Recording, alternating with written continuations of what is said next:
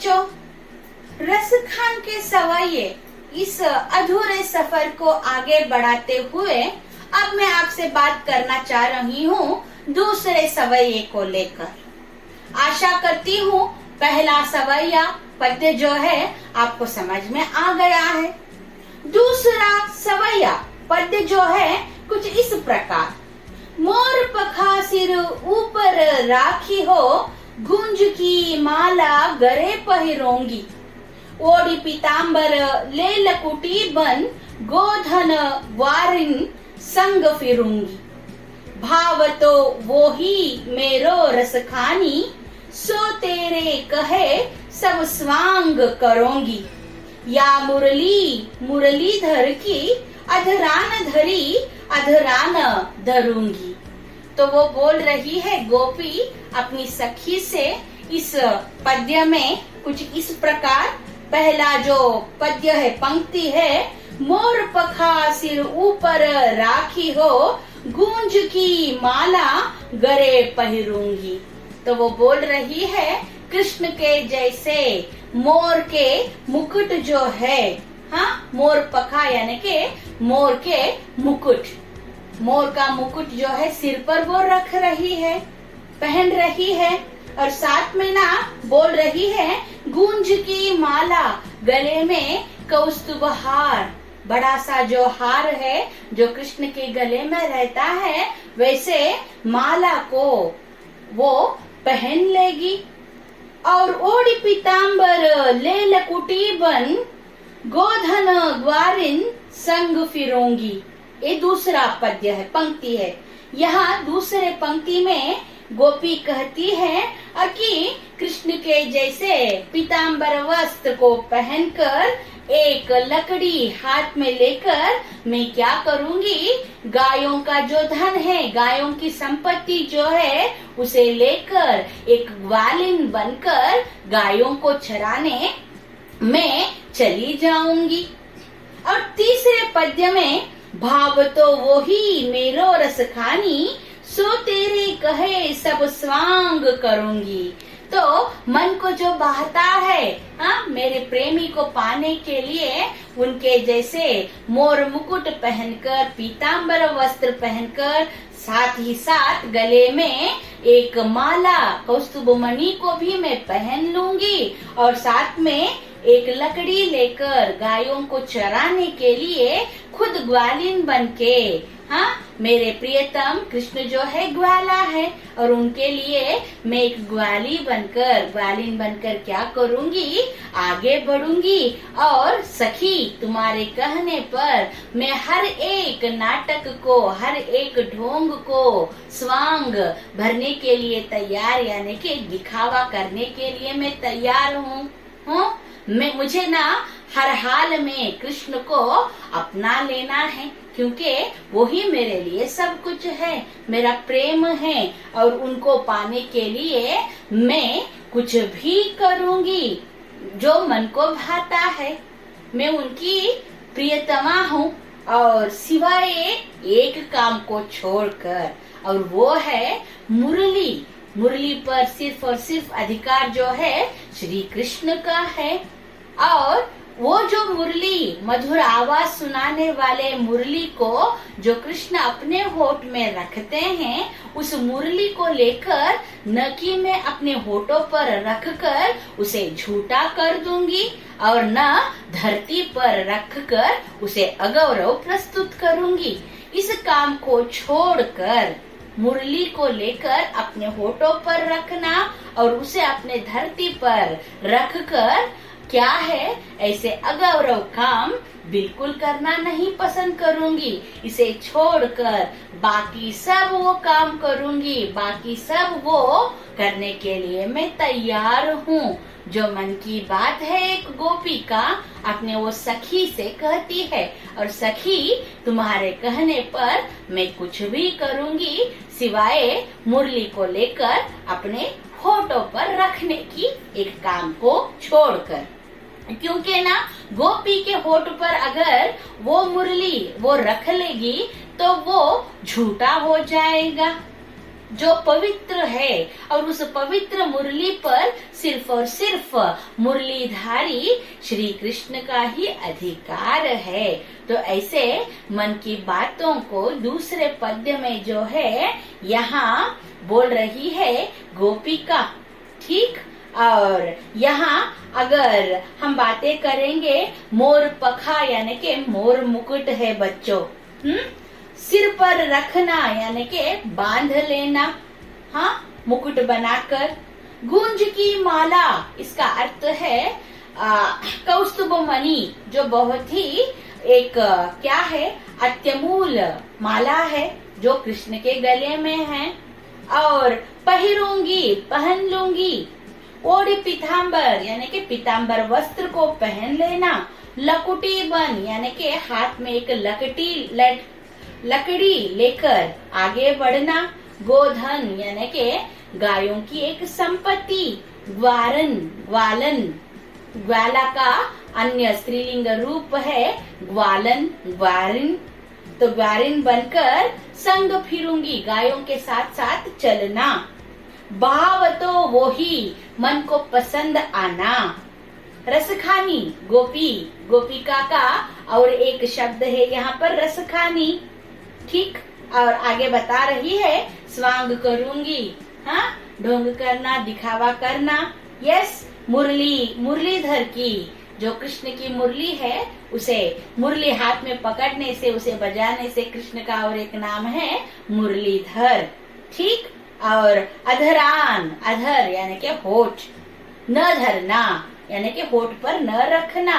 और न धरी अधरान धरूंगी यानी के अपने होठ पर रखकर, जो कृष्ण के होठ पर रख के उससे मधुर आवाज आने वाले मुरली को न कि अपने होठ पर रखूंगी। तो ये अर्थ जो है यहाँ पर एक गोपी की मन की बात जो है दूसरे सवाये में प्रस्तुत हुआ है।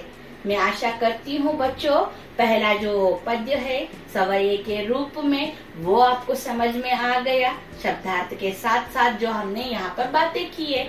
और दूसरा जो सवैया पद्य है उसका भी शब्दार्थ के साथ साथ हमने यहाँ पर क्या किया है, बातें चर्चा के रूप में यहाँ कर लिया है। रसखान, दो पद्यों में, एक पहला पद्य हर एक जन्म में कृष्ण के साथ जुड़कर रहने की बात मन की वहाँ प्रस्तुत हुई है पहले पद्य में, और दूसरे पद्य में एक गोपिका जो कृष्ण को पाने के लिए, कृष्ण के प्रति अपने सच्चे प्रेम को प्रस्तुत करने के लिए सखी के कहने के हर एक बात को किस तरीके से करती है उसका विवरण दूसरे पद्य में जिक्र हुआ है, प्रस्तुत हुआ है। तो चलो बच्चों आगे बढ़ रहे हैं इस पद्य के प्रश्नोत्तरों को लेकर। तो यहाँ पर प्रस्तुत है एक शब्द या वाक्यांश या वाक्य में उत्तर देना। पहला सवाल, रसखान मनुष्य रूप में अगला जन्म कहाँ लेना चाहते हैं। पहला सवाल है रसखान मनुष्य रूप में अगला जन्म कहाँ लेना चाहते हैं। इसका जवाब है ब्रज, गोकुल, ब्रज या गोकुल, ठीक। यस। दूसरा सवाल, रसखान पशु रूप में जन्म लेने पर कहाँ रहना चाहते हैं। रसखान पशु रूप में जन्म लेने पर कहाँ रहना चाहते हैं। इसके लिए जवाब है नंद के नंदन वन में, नंदन वन में, सभी गायों के बीच। तीसरा सवाल, रसखान पक्षी रूप में जन्म लेने पर किस डाली पर बसना चाहते हैं। रसखान पक्षी रूप में जन्म लेने पर किस डाली पर बसना चाहते हैं। जवाब है कूल कदम्ब के डाली, जवाब है कूल कदम्ब की डाली। चौथा सवाल, गोपी सिर पर क्या धारण करना चाहती है। गोपी सिर पर क्या धारण करना चाह रही है। जवाब है मोर पखा, मोर मुकुट, ठीक। आखिरी सवाल, गोपी कृष्ण की मुरली कहाँ नहीं रखना चाहती है? यहाँ पर जवाब है अधर पर, होठ अधर पर रखना नहीं चाह रही है। इसके बाद में बारी आती है बच्चों 3 अंकों के लिए दीर्घ प्रश्नों की बारी। तो यहाँ पहला सवाल है, रसखान ब्रजभूमि में क्यों जन्म लेना चाहते हैं?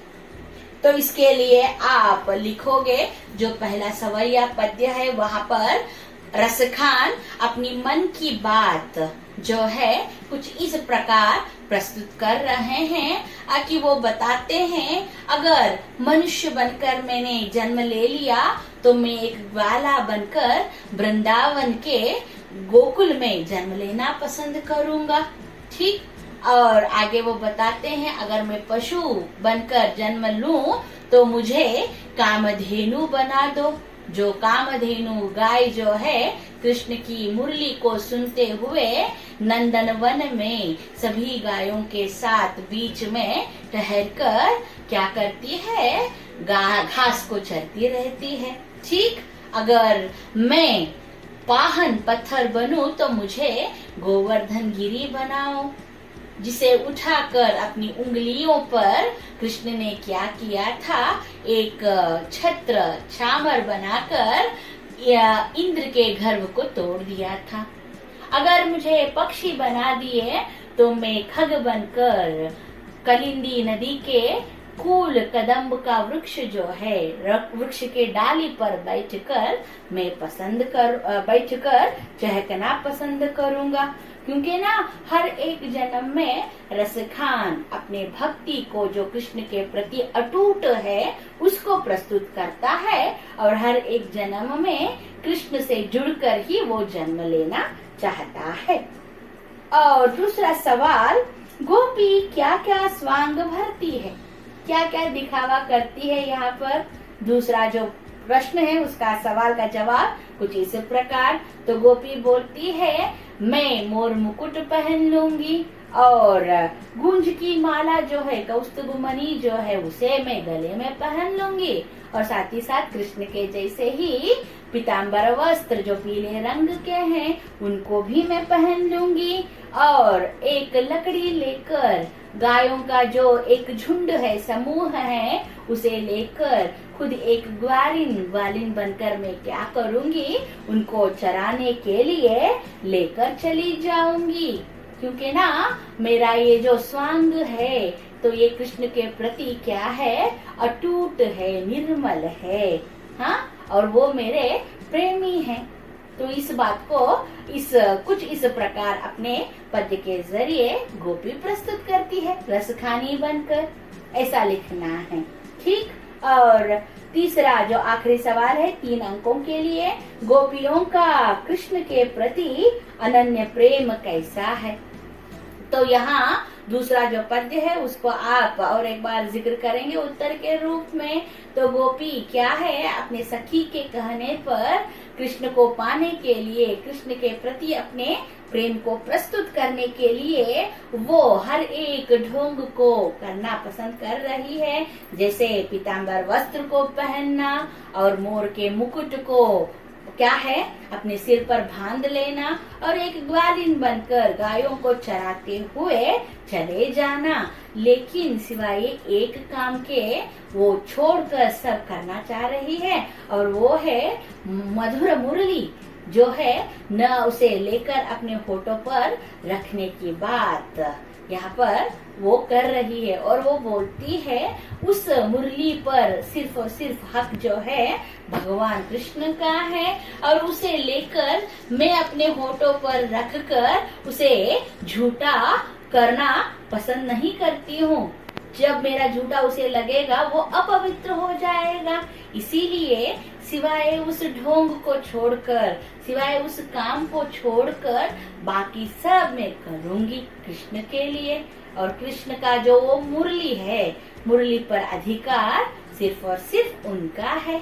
और उसे बजाकर कृष्ण क्या करते हैं, संसार के सभी जीवों को, मनुष्यों को, सभी को वो क्या करते हैं, आनंद दे देते हैं। इसीलिए उसे झूठा नहीं करना है, उसे अपवित्र नहीं करना है। जो एक गोपी की कृष्ण के प्रति एक गौरव की बात जो है यहाँ पद्य में जिक्र हुआ है बच्चों। ठीक, और आगे जो है 4 अंकों के लिए ससंदर्भ भाव स्पष्टीकरण, यहाँ पर आप उपसंहार के साथ साथ लिखेंगे तो ये आपके लिए प्लस पॉइंट रहेगा। तो यहाँ पर 4 अंकों के लिए भाव स्पष्टीकरण का पद्य जो है वो पूछा गया है। मानुष हो तो वही रसखानी बसो, ब्रज गोकुल गांव के ग्वारन। बच्चों, इस पद्य का भावार्थ जो है, सवैये का भावार्थ हमने पहले भाग में जिक्र कर लिया है। तो अगर चाहो तो उसको आप उत्तर लिखते वक्त रेफर कर सकते हो, जो मेरी एक बातचीत आपसे हुई है, राइट, वार्तालाप के रूप में। फिर भी अगर यहाँ पर उत्तर प्रस्तुत करना है तो कुछ इस प्रकार आप लिख सकते हो। तो इसका भावार्थ कुछ इस प्रकार रहेगा। रसखान हर एक जन्म में ब्रज गोकुल में जन्म लेना चाह रहे हैं कृष्ण के साथ साथ। अगर रसखान मनुष्य बनेंगे तो वो ग्वाला बनकर जन्म लेना पसंद करते हैं। जो एक ग्वाला श्री कृष्ण थे, कृष्ण के साथ साथ रहकर वो भी अपना जीवन सार्थक करना पसंद करते हैं। यहाँ पर अगर पशु बने तो वो धेनु, गाय बनकर जन्म लेना पसंद कर रहे हैं, क्योंकि ना कृष्ण के मुरली को सुनते सुनते सभी गाय क्या कर रहे हैं, नंदनवन में क्या कर रहे हैं, चारा, हाँ, खा रहे हैं, घास चर रहे हैं। तो यहाँ सभी गायों के साथ एक गाय बनकर रसखान पशु के रूप में जन्म लेना चाह रहा है। अगर पाहन पत्थर बना तो वो गोवर्धन गिरी बनना पसंद करता है, जिसको अपनी उंगली पर उठाकर कृष्ण ने क्या किया था, उसे एक छत्र बनाकर भगवान इंद्र के गर्व को तोड़ दिया था। अगर खग बन गए, पक्षी बन गए तो वो कालिंदी नदी के कदम्ब वृक्ष के डाली पर बैठकर चहकना पसंद कर रहे हैं। यहाँ पर उपसंहार रहेगा। रसखान कवि जो है हर एक जन्म में अपनी मन की जो बात है कृष्ण के साथ जुड़कर, कृष्ण के साथ साथ ही जन्म लेने की एक बात यहाँ पर प्रस्तुत हुई है। तो मैं आशा करती हूँ बच्चों, ये सब बातें जो 2 भागों में यहाँ पर मैंने प्रस्तुत किया है तो आपको समझ में आ गई है। तो आगे कुछ और बातों को लेकर, आधुनिक कविता के पद्य हो या फिर पाठ या कहानियों को लेकर अगले मुलाकात में और कुछ बातें आपसे मैं करूंगी बच्चों। तो तब तक मुझे अनुमति दीजिएगा। सब लोग घर में पढ़ाई के साथ साथ अपने स्वास्थ्य का ख्याल रखते हुए आराम से खुश रहिएगा। अगले मुलाकात में फिर से बातें होंगे। धन्यवाद।